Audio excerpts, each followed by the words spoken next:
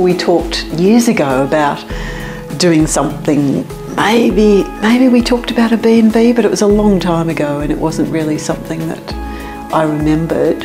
It just grew out of, like the chocolate business, it grew out of a passion with people asking for chocolates and for more, and my interest in keeping on creating new things. So the studio's for couples or two singles, and the house can accommodate up to 6 people. And sometimes people book the whole property, so they have 8 people and they have the house and the studio.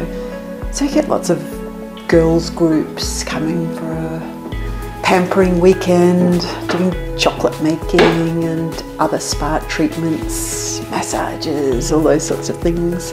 The whole thing, I suppose, about the retreat for me is somewhere to spoil people, and that people hopefully feel the love and the good energy that's really in the properties and that we've sort of tried hard to create.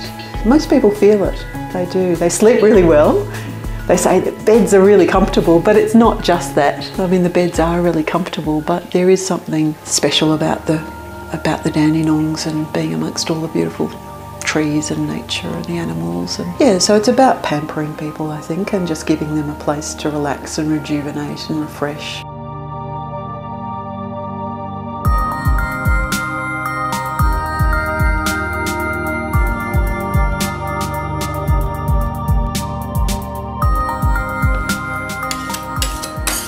So my chocolate making started as a hobby. I was introduced to good chocolate when I was about 30, and then when I saw the Belgian and the French chocolates and the Swiss chocolates, I just couldn't imagine how they made them. So I was curious about, I love food and a bit of a foodie. So when I saw this gorgeous chocolate, I was curious as to how they did it, and started with some classes at William Angliss, and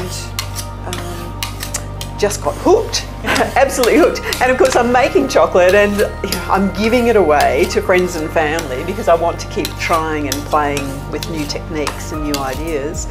And the business just started because really, yeah, people were asking for it. People I'd given the previous year didn't want me to leave them off the next year's list. And it just got them out of hand, you know, so I started buying wholesale and in bulk and whatever. So these are wild berry, passion fruit, lychee crunch. That's beautiful, that's a new one. It does have gluten. All the rest of the chocolates are gluten-free. Orange Cointreau, mandarin, wild berry and caramel. So I make all my own fillings. They're all gluten-free except for that new one, the lychee crunch. My philosophy is start with the best ingredients, make it fresh, don't have any artificial fillers or anything like that. And people just like, particularly the passion fruit, which is one of the most popular flavours, people just go, wow. And I think we've almost forgotten what it tastes like just to have the fresh fruit, chocolate, good cream, that's it.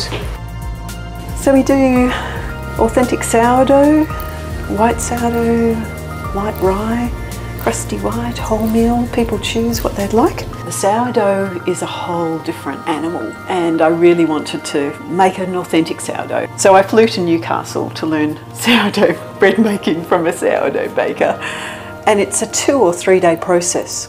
So I start with a gorgeous bubbly starter that's 20 years old. And just because I love food, and I love gourmet food, and I love food that's freshly baked, freshly cooked. So some people think I'm mad making my own bread for the guests, but it's something I really enjoy. In fact, I found that I was spoiling guests with doing lovely things, lighting the fires before they arrive, having candles lit, having the music on, bread straight out of the oven, and I'd come home, be a bit grumpy that it wasn't all happening here, and think, okay, well, I need to do that for us as well. And so yes, I am chopping a lot of wood and I am carrying a lot of water, and hopefully life gets easier as you learn how to be more spiritually content and happy with your lot. But I think I've always been up for learning something new. As soon as I can do something really well, I get a bit bored and I'm like, right, what's next? What's the next challenge?